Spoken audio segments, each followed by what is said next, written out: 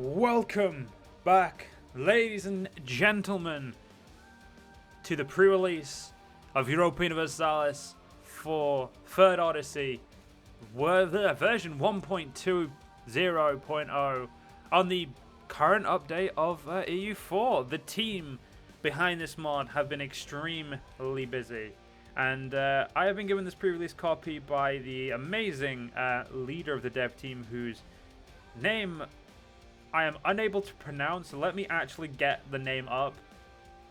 It's Skurek on the Discord. He has made the mod, and he is obviously working with his team. And I want you guys to just let you all know that the guys who make this mod have done obviously an amazing job. Have put their heart and soul into getting this mod out for us, and they've took time. And I'm glad they took the time, because from what I've seen, this mod is just looking really good, and a lot of new stuff has been added. And as you guys can see, I did a little bit of a test of the pre-release to see how it runs nicely, and we are going to be playing the typical Elysium game, because I did ask and got a recommendation of Elysium has had a lot of stuff added, and I've experienced a few of them, but most importantly, I'm trying not to move away from this point. Please go give the guys on their Discord, in their Steam Workshop, give them the love, go download the mod. This mod is amazing. It always has been. It's legitimately probably my top mod. Definitely one or two, but easily one of the best mods. Like I said, in the entirety of EU4. And they work endlessly and hard on this, and they've done a really good job bringing it up to the new release, making sure it's nice and stable, and just doing a great job. And really, they deserve all of the praise. And like I said, go check them out, give them the love they deserve, and we're going to be doing this. And there's also another YouTuber. I don't know if there's anybody else. As of this moment, I've not been told. But there is Chewy. I can't remember his full YouTube name, but I'm going to leave a link down to his channel. He's much bigger than I am, but he's also doing some Elysium stuff, I would assume. I know he's playing the mod. I don't know who he's playing as. I don't know if he's even done any parts yet, but I'll leave a link to his channel. Go check him out, because why not? More Third Odyssey. It's awesome. But let's get straight into it. We're going to be reading all the events. Now, I can't remember if my most recent Third Odyssey mission tree, but I don't know if I'm going the same way or too similar. But luckily, because of how much has changed, this should be okay. But we're going to be playing my favorite type of playthrough of Elysium. If you know what that is, keep it to yourself. We don't want to tell anyone. We want to keep this nice and cool. But do give the video a like, give it give me a follow and all that fun stuff, because it really does show that you guys are really behind this series and really want me to keep going. I mean, I will keep going either way, but it just shows that you want me to keep going. And yeah, I will be doing, hopefully, my trifecta of Let's Plays this time. Last time, because I played on the older, I knew that I don't know if I should say this now, but I'm going to say it anyway. If I get told off, I get told off. But I knew that there was the mod was in development, and they were getting closer to a workable copy at the time. Yeah, I knew, because I knew it was coming, I didn't do any more Let's Plays, but hopefully I'm going to try and get the trifecta. It all depends on my ability to stay focused. I'm having a lot of focus issues in my life, and it's something you guys have probably seen on the channel for a long time. I do have periods of great focus and then periods of no focus. It's something I'm trying to get a hold of in my own life, and hopefully I can get a hold of it, hold onto it, and I can fix it and make it my bitch, which is what I'm hoping to do. But for those of you who are, again, new to this mod, go check out the guys in the Discord. Give all of the mod makers and mod helpers, beta testers, everyone who Skurek has got on his team, give them some love and show them that you guys really appreciate what they do. And let's, without further ado, after 4.5 minutes of gushing about how amazing these guys are and how supportive they are of their community and how they really do just do such good work, let's get into the game and let's have some fun. So welcome to Third Odyssey. The Emperor of Rome looks upon his realm and despairs. To the east lie the lands of the hostile Turks, successors to the Arabs that battered Anatolia in times long past. To the west lie the Serbs and Hungarians, eager to carve up the pieces of a dying empire and expand their own dominion. The Varna Crusaders have been butchered. The legions of Rome once conquered the known world, but that was long ago. A lesser man might quail at these truths, But Ionis and his brother Constantinos are not lesser men. While delving into the depths of the Imperial Library for anything that might deliver them from destruction, the brothers located a hidden cache of information left behind by the exalted former emperor Alexius Komnenos. The cache contained detailed schematics and dromons, retrofitted with the deep-sea capabilities of the ancient Roman vessels that plied the treacherous seas between the coast of Hispania and the lands of the Celts in ages past, and was intended for a trading expedition to Varangian and Vinland that never materialized. With them, the two brothers were able to scheme up a plan to hastily retrofit the remnants of the Imperial Navy to the designs, reinforced with modern construction techniques, and flee west in a new Odyssey, just as Aeneas fled Troy 3,000 years ago. I'm just going to say, I've been through this story quite a lot of times and never gets any duller. I love how this is always so impactful. For those of you who've seen these runs before, I'm going to be trying to do a very minimalist run, and I'm going to be trying something very different against my own wants. I'm going to try something that I've never done before, and I'm going to see how it goes. But let's, the other three brothers will have to stay behind. So we get the Roman flight, we lose all of our points. We release Athens immediately from our vassalage, and we're in full swing. Books and fire.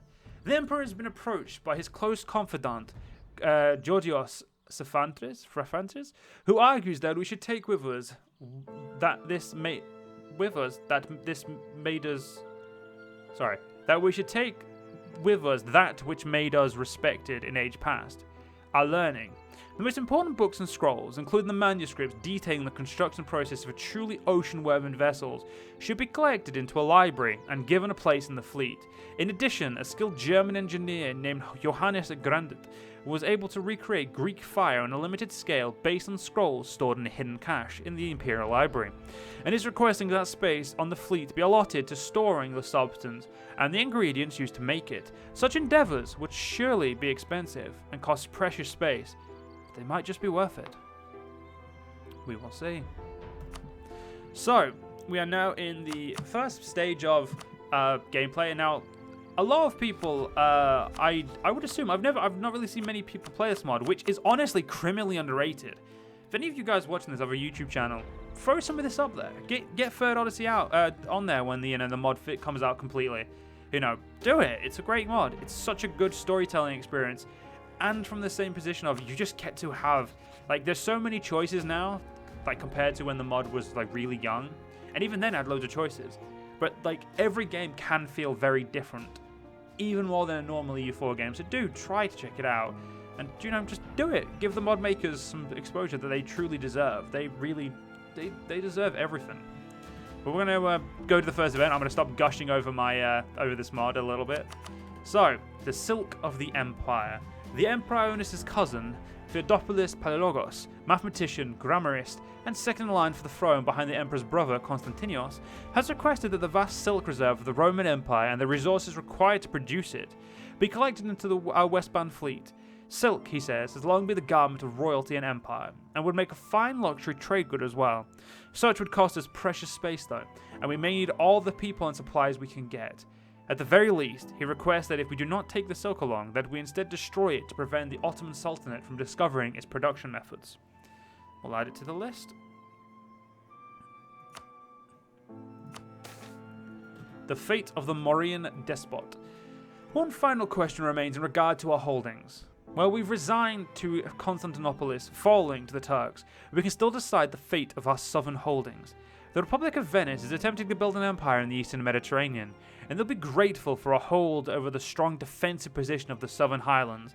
A delegation from the Republic of Genoa, headed by a certain Archbishop Leonard of Chios, has expressed a desire to increase their economic penetration of the Aegean and Black Seas, something that could easily be accomplished by selling the despot of the Morea to Genoa. Finally, we could grant direct independence to the Mauryan despot under the leadership of the Emperor's brother, Theodoros. So if we sell it to the Venetians, we get supplies, a light ship, and development upon landing. The Genoese, we gain troops and arms, increasing our starting manpower and troop count upon landing.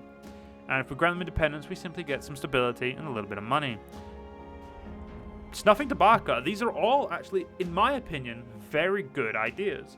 However, I think I would like some extra armies because of the way I'm going to try and play this. So we'll sell the province to the Genoese. The Venetian captains. A pair of Venetian captains who sold their vessels for usage on our journey have recently approached the Emperor and his advisors, stating that to cross the Atlantic Ocean, the Romans would need more than just a fleet of galleasses and small caravels. One of the merchant captains, Gabriele Trevisino, has requested a portion of rapidly dwindling treasury to be set aside to purchase the latest in Italian and Portuguese ship designs to replace the less seaworthy ships of the Roman Empire. As well as hire expert Mediterranean navigators and sailors, and to retrofit our old designs with more modern weapons. We'll have to consider the plan at least. The final checklist. We've gone through all the plans and looked over every available option to us. Now is the time to finalize our design and choose how much of our limited space we should devote to the non-essentials. We are definitely bringing silk. Now, as much as I would like to hire the captains, it will put us down to sufficient. And I want to be able to, I just want, like, normally I would do that, and that's even worse. But this is what we're gonna do. We are not gonna go with we're not gonna go with the books, which is honestly one of the best. Like silk. Silk is one of those things that will benefit you more late game, and by then you typically have quite a good economy. Books of knowledge can be better, but do you know what? I'm actually gonna contradict myself. We're not gonna be opulent and have a dye work. We're gonna destroy it. We're gonna take the books with us, and actually, I think I'm actually gonna like this idea. Set sail. I have put it in motion. I'm very upset with myself for not taking more, but it is what it is. Rebels and exiles. An Ottoman prince, born here in exile after his grandfather's defeat in a failed attempt for the Ottoman throne, has heard of our plans to quit the city of the world's desire and sail to Vinland.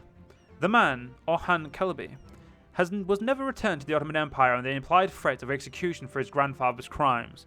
Needless to say, he fears such a punishment at the hands of his cousin Mehmed, and has requested that a ship be allocated to him and his regiment of retainers.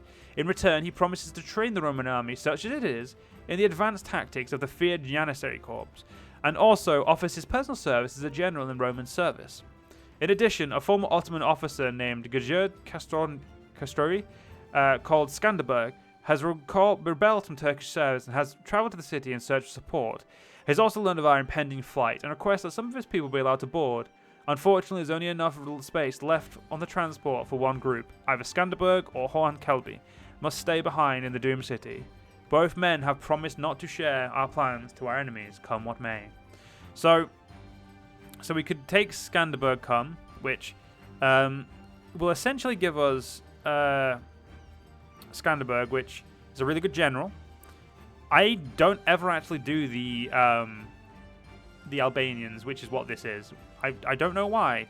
So, because I'm trying to play this very different to how I normally play, and I'm trying to give on my channel something I've not done before, or at very least, I'm trying to give what I've done similarly a different take. We're going to let Skanderberg come and give our Greek fire to Orhan.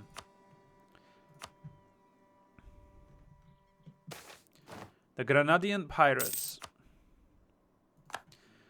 Hearing of the approach of our fleet, a large Granadian force drew up near the gates of Heracles to force us to pay for safe passage. Enticed by the promise of loot, a contingent from Morocco also sailed in support of the Granadian fleet. We could pay the toll, or could force the strait with a sea battle. We might still take losses, but the Roman navy is still one of the best in the Mediterranean. We will pay for safe passage, because at this moment I don't have the ability to get past. The Portuguese wish to strike a deal. 2 Portuguese ships sailed near our fleet today with an envoy. The leader states that one of the ships and accompanying supplies could be used by us on our travels if we agree to share our discoveries with them. They are under the impression that we are headed south to explore the coast of Africa. One of our advisors suggests that we use this opportunity to trick the nations of Europe, making them believe we are caught up in a series of increasingly treacherous storms filled with sea monsters, and that our last act was to inform them. That way, it may take some generations before the curiosity returns. Alternatively, we can inform the Portuguese of our true intentions, providing us with a potential future ally in Europe. And I'm actually going to do something, again, I don't often do. I'm going to tell them. We should tell them where we're going. What if they discovered our treachery? I am very much playing the opposite of I normally play. And as you can see where we're going. The schism reopened. It was a controversial thing in the Bellicia Romana that the Latin-sponsored Council of Florence had succeeded and convinced the Basileus to accept the primacy of the Pope in Rome. Not all, or most, or even many, were accepting with the logic of bowing to the Latins to avoid destruction by the Turks. It was not accepted in Russia, or by the general populace, and was very reluctantly accepted by the Romans themselves. As Lucius Notaras, commander of the fleet, said it, "Better the Turkish turban than the Latin mitre." However, there is no cause for pretense, as the Romans have passed beyond the power of those in the east and west. Basileus Ioannis VIII has, the minute the Portuguese coastline was out of sight, publicly repudiated the Council of Florence. Good riddance to bad rubbish. So he was Catholic. Now he's no longer Catholic. Doing a nice little bit of sailing. A storm approaches. For several weeks, we've had calm seas and good sailing. Sadly, all good things must end. And we've encountered a large storm that has swamped up our fleet. Our only refuge was a relatively calm section in the centre, and we were able to regroup there for a time. The brave captains from Italy and Portugal proved their worth in leading us safely out of the storm for good. But after taking stock of the surviving ships, we've been informed that in addition to the Emperor falling ill, several of the ships have been blown off course, including... So essentially, we will lose the royal ship, because losing this is not good. Losing that, better. A great catastrophe has occurred.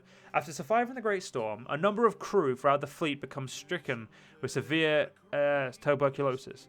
Despite the best effort of our greatest physicians, Emperor Ioannis VIII also fell victim to the disease.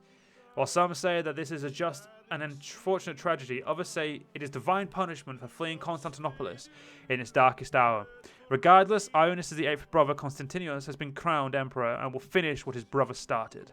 Good luck to him. Let's keep going.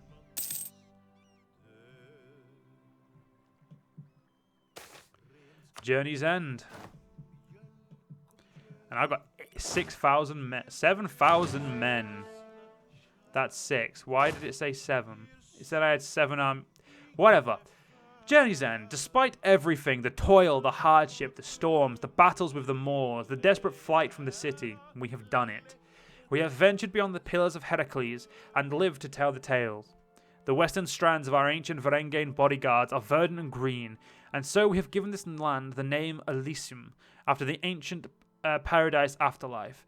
But heavy lies the head that wears the crown, every piece of technology, every spear, sword, and shield, every curious helm and hauberk, every bow and every arquebuse, every cannon, every book, scroll, and treaty, every roll of silk or linen, every flag that proudly and proclaims to the world the empire of the Romans is not yet dead.